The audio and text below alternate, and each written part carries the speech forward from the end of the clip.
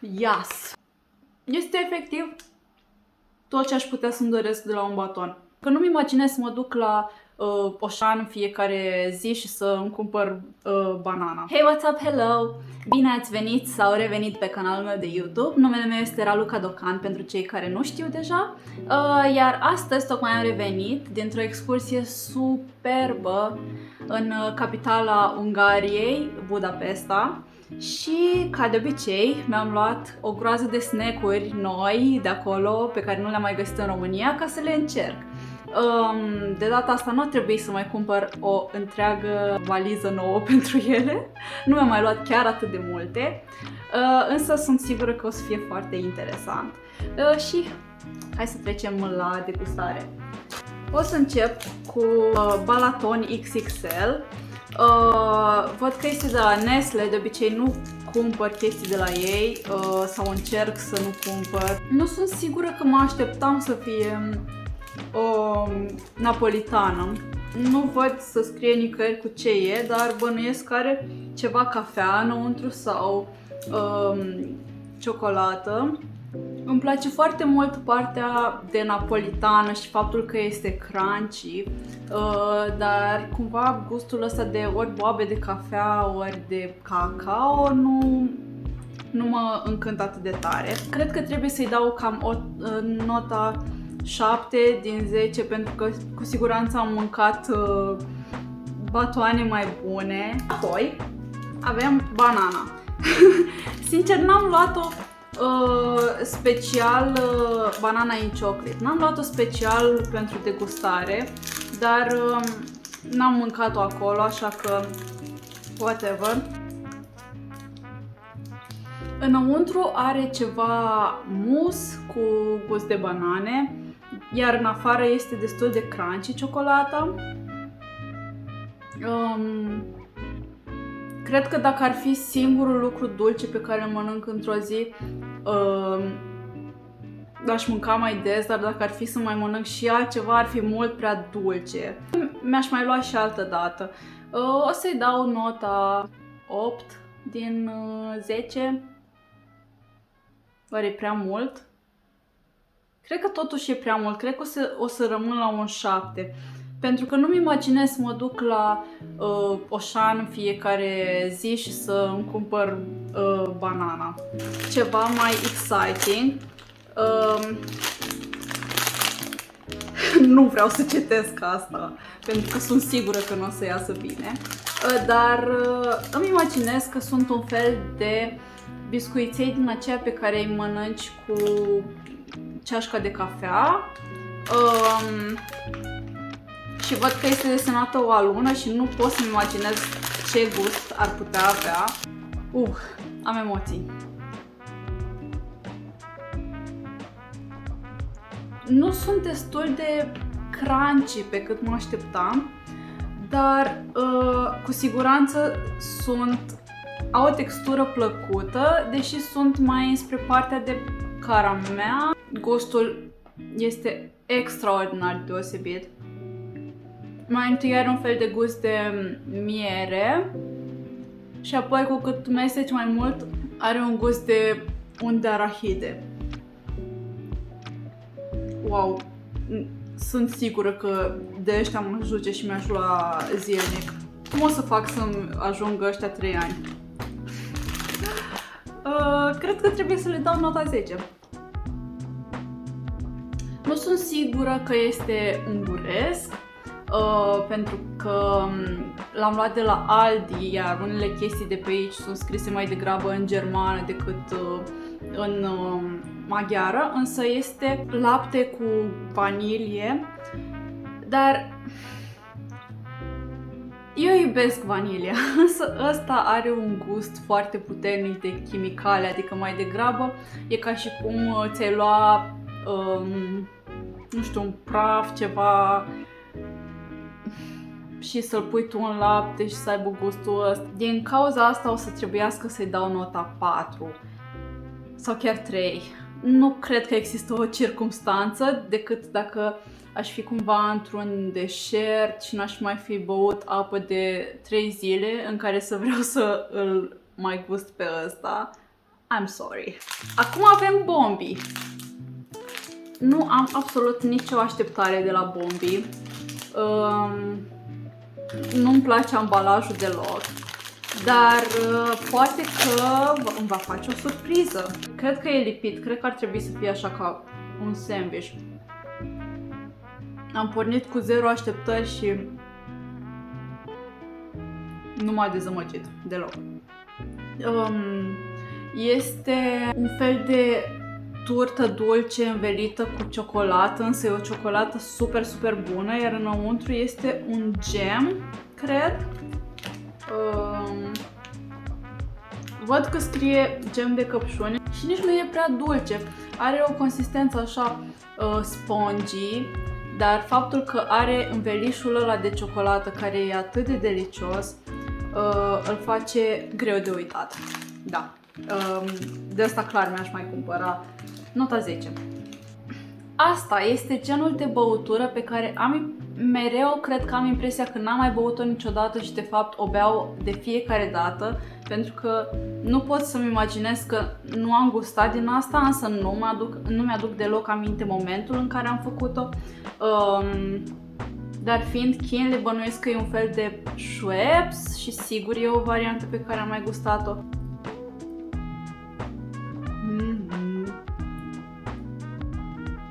Nu cred că mi-aduc aminte gustul, dar are gust de ginger ale, ceea ce și este. Are un gust foarte plăcut, mai ales că se simte faptul că are apă tonică în el. Dar nu țin minte să mai fi încercat și cu siguranță aș mai bea ăsta dacă l-aș mai vedea. Deci o să-i dau 10 din 10. Sper că nu are mult zahăr. Acum avem Edel marțipan. Nu știu, sper că nu e numai marțipan. Și am impresia, dacă nu mă înșel, asta este marca Aldi. Mamă, e super bun! Ca să înțelegeți, învelișul este dintr-o ciocolată foarte, foarte crocantă, iar interiorul este din marțipan și cred că are migdale. Cred că oricum marțipanul are migdale, nu? Dar cred că are bucăți mai mari de migdale înăuntru.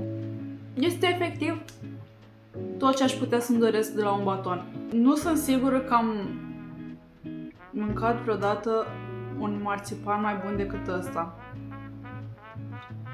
Mi-a schimbat viața. Edel marțipan, you have my heart. Nu pot să nu-i dau 10. Aș vrea să am 15 baxuri din asta. Cred că trebuie să mă întorc în Ungaria. Aș vrea acum să încerc ceva mai salty, pentru că am avut destule chestii dulci și am Smiling Bear aici. Nu știu de ce am vaga impresie că am mai văzut ăștia la Lidl în România și dacă așa e cazul, well, whatever. Dar nu i-am încercat până acum și în capul meu îi compar cu Pomber. Are they your friend, Pomber? Yes! Give me all of that chimicale. Da. Sunt foarte similari la textură cu Pomber, însă sunt ceva mai groși. Iar gustul este cam același, deși parcă ăștia sunt ceva mai uleioși. Însă da, au gustul ăla de nesănătos de care eu am nevoie atunci când mănânc chipsuri. Faptul că sunt ceva mai uleioși îi face să nu fie parcă la fel de buni, însă tot trebuie să le dau 9,50. Da, este mai safe pentru mine să închid undeva ca să nu mă apropii prea mult de ei. Avem aici un Pyros Mogioros,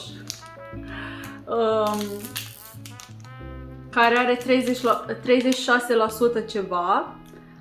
That's a good start. Sunt curioasă. Am făcut o greșeală încercând să-i mușc așa. Pentru că acum văd că fiecare dintre asta are câte o alună înăuntru. Gen o alună întreagă. și eu practic mi-am băgat dinții în asta și acum mă dor.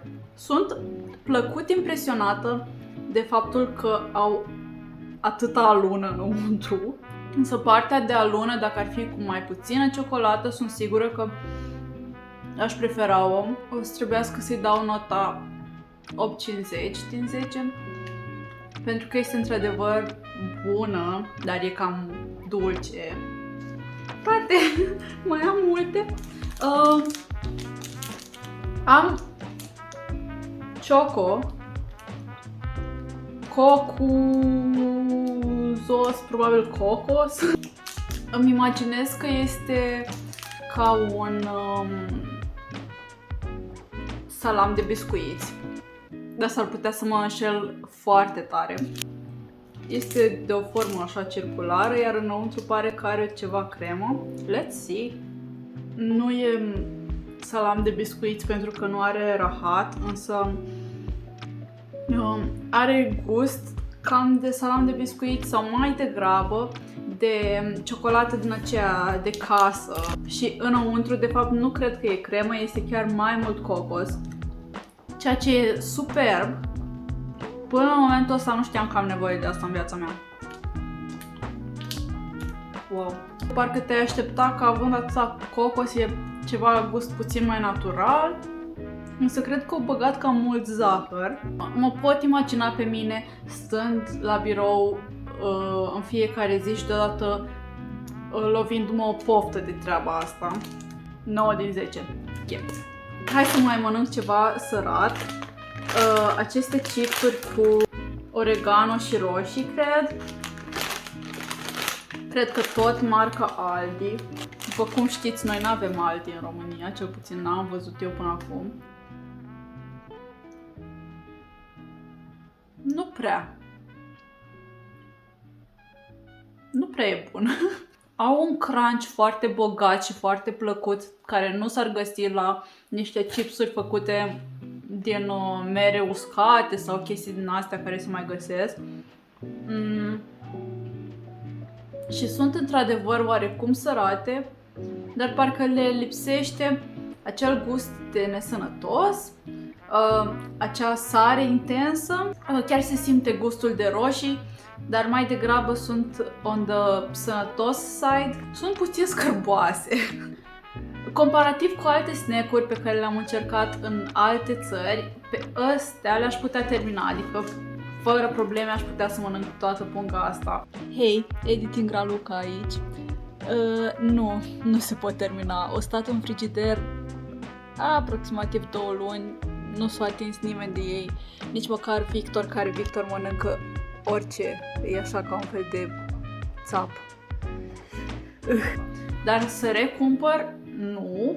Și când am Smiling Bear, nu știu de ce aș face asta. Și chiar sunt curioasă dacă a mai încercat altcineva ăștia și le-a plăcut. Trebuie să le dau nota 3. Mai am încă un balaton mai mic și roșu, după cum puteți vedea. Și aș vrea să știu de ce scrie 4 aici. Pare chiar 4 minute. Atâta ți-a să-l mănânci. Dar sunt curioasă dacă are gustul diferit de primul. Deja parcă ciocolata arată ceva mai bine. E total altă treabă asta. În primul rând că nu mai are deloc gust de cafea. Are gust numai de ciocolată. Nici de boabe de cacao. Aș vrea să știu care e diferența dintre ele.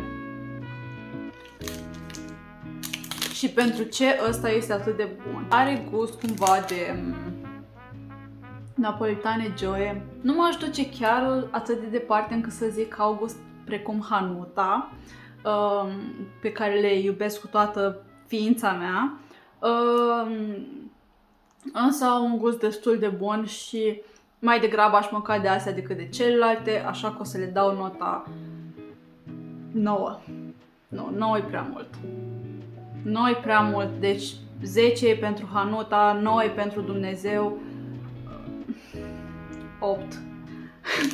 Deci Cândva m-a lovit o poftă de ciocolată Laura, dacă mai țineți minte. Sau Poiana, nu, cred că Laura era. Care are un gust nașpa, un aftertaste nașpa, textura e mișto, dar n-am mai putut să găsesc din aia umplută cu căpșuni. De asemenea, ambalajul, prezentarea, mi-aduce aminte de ciocolata aia de pe vremuri de la Auchan, care costa gen 70 de bani, 1 leu. By the way, dacă tot am menționat astea, am impresia, deși nu prea m-am uitat la prețuri, că lucrurile astea luate de acolo, din Ungaria, erau destul de scumpe comparativ cu varianta lor din România. Adică n-am găsit niciunul dintre batoanele astea nu costă sub 1 leu. Mi se pare că nici măcar sub 2 lei, adică nu știu exact cât am dat pe ele, dar în România m-aș aștepta să le găsesc la gen 80 de bani, 1 leu 50, dar erau destul de scumpe. Mă rog, și îmi aduce aminte de ciocolata aia din Auchan. Și acum voiam doar să văd dacă este același gust pe care îl țin minte. Deja miroase ca ciocolata Laura, este ceva mai crocantă decât ciocolata pe care tocmai am menționat-o, dar mirosul și crema din interior sunt aproape la fel.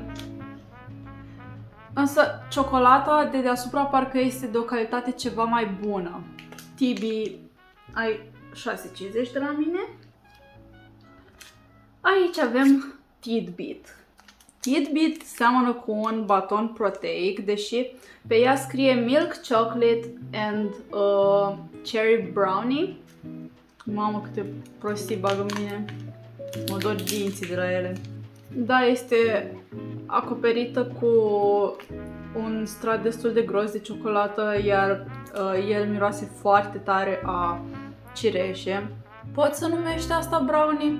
Nu, sub nicio formă, niciodată. Asta este numai un strat gros de ciocolată tare și crunchy, iar înăuntru nu simt decât glazura aceea de cireșe. Nu este neplăcută, însă cumpărând brownie mă așteptam la brownie, însă ciocolata de deasupra pare destul de calitativă, iar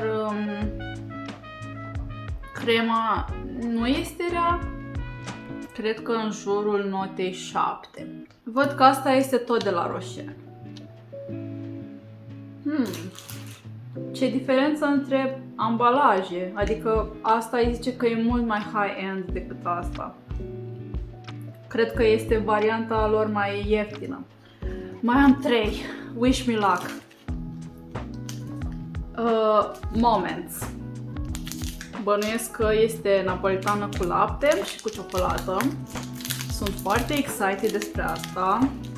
Fiind napolitană, o țin la un standard foarte înalt pe care sper să poată atinge. Este foarte bun. Dar de ce nu am văzut pe ambalaj? Napolitana este exact la fel ca napolitanele alea care se vând gen la vrac, la piață, în România, sau gen la Auchan, ceea ce nu e rău, însă nu este napolitana aia crunchy la care te aștepți, este mai degrabă mai gummy un pic.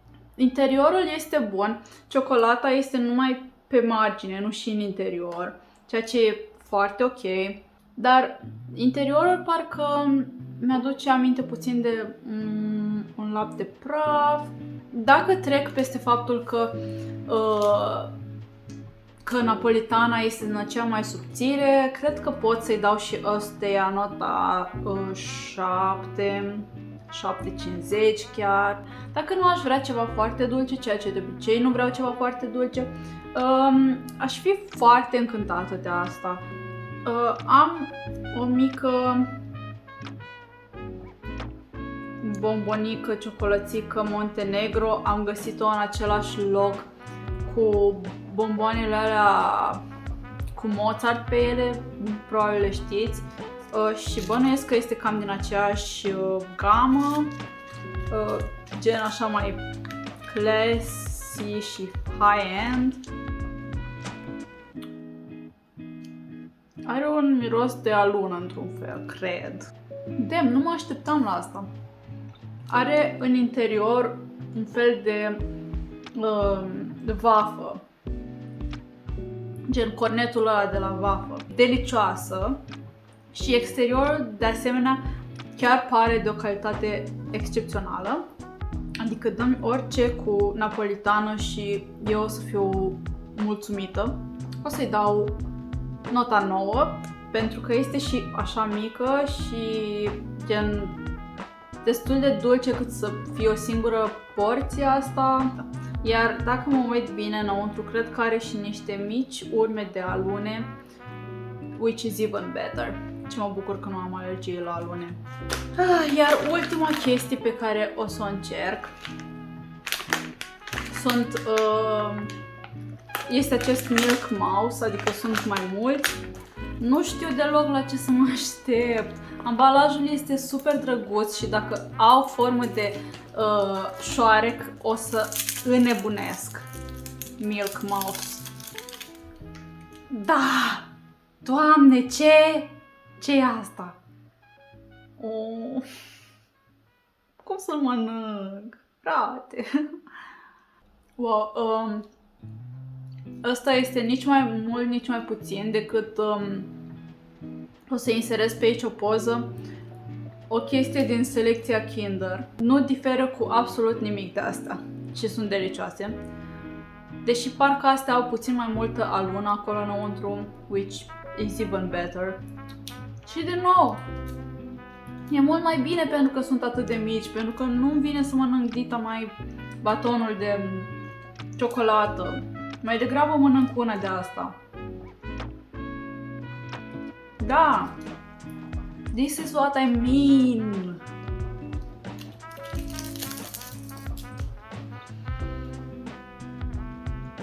Nu pot să le dau 10. Adică sunt bune și îmi place crunch-ul dinăuntru și îmi place ciocolata deasupra și îmi place că sunt șoricei, frate. Faptul că sunt șoricei, le-aș da 10 numai pentru asta. Dar parcă au fost lucruri care mi-au plăcut mai mult și nici nu mă imaginez mergând la magazin special pentru asta, adică ăsta este un factor. Așa că o să le dau nota 8,59. Dar Kinder are de învățat de la ei. Ce e asta? Tot marca Aldi, cred. Kinder, watch and learn. Because Milk Mouse is coming for you. Astea au fost dulciurile pe care le-am adus. Au fost foarte multe, nu știu cât o să-mi ia să editez acest videoclip. Vreau să spun că pe lângă că au dulciuri bune, evident, Ungaria este superbă, este cel puțin, eu am fost numai în Budapesta, aș fi vrut să merg puțin la Balaton, însă părinții mei mi-au spus că e numai un lac, adică că preferă să vadă mai degrabă un muzeu sau o clădire decât să vadă un lac, care e relativ similar cam peste tot. Dar este o țară atât de frumoasă, iar orașul ăsta este atât de dezvoltat. Nu mi-am putut crede ochilor când am văzut toate monumentele astea istorice care sunt atât de îngrijite. Și nu numai că sunt îngrijite, însă într-un fel a fost bine, într-un fel nu mi-a ieșit poze bune din cauza asta, dar toate erau sub renovare, adică Biserica Sfântul Ștefan sub renovare, Citadela din parc, o să pun aici numele că nu mai știu, sub renovare, n-am putut nici măcar să ne apropiem de ea, Bastionul Pescarilor sub renovare, Parlamentul parcă nu era sub renovare, deși era altceva sub renovare, era destul de greu să faci poză, dar se vede că se investește în lucrurile astea și nu știu exact cât de repede se desfășoară lucrările, însă dacă se desfășoară și repede, chiar un big thumbs up pentru Ungaria. Pe lângă asta am fost la New York Cafe și la un restaurant căruia din nou se pun numele undeva pentru că nu mai știu, și toată lumea din staff era atât de nice. Peste tot pe unde am fost, lumea știa să vorbească atât de bine engleză, conversații atât de elocvente, aveau chiar și un accent de nativ într-un fel, adică nu a existat o singură persoană care să vreau să comunic și să nu îi înțeleg fiecare cuvânt.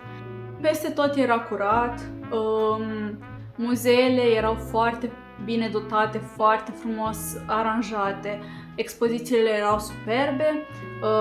Am fost parcă la Castelul Buda în interior la muzeu și nu pot să generalizez că așa ar fi la toate muzeele, însă acolo aveau o groază de chestii interactive, o groază de lucruri pe care puteai să le asculți, să le atingi. Erau foarte multe ilustrații făcute de artiști comisionați în scopul ăsta și mi s-a părut că, într-adevăr, acolo este o țară unde fondurile sunt investite cu cap și aș vrea ca România să ia aminte de la asta, pentru că acum mă gândesc că dacă aș vrea să prezint orașul București cuiva venit din străinătate, nu cred că ar putea fi atât de impresionat având toate lucrurile astea mult mai dezvoltate acolo. Transportul în comun flawless, venea la secundă. Nu pot să zic absolut nimic negativ despre orașul ăla, sunt îndrăgostită și acum într-un fel îmi dau lacrimile când mă gândesc că nu mai sunt acolo. Da, asta am vrut să vă zic. Mulțumesc că ați venit pe canalul meu de YouTube. Dacă vreți să mai vedeți taste test-uri, mai stați pe aici. Mai am câteva, unul pe Instagram și unul pe care l-am mai postat mai de mult în Porto, tot cu snack-uri.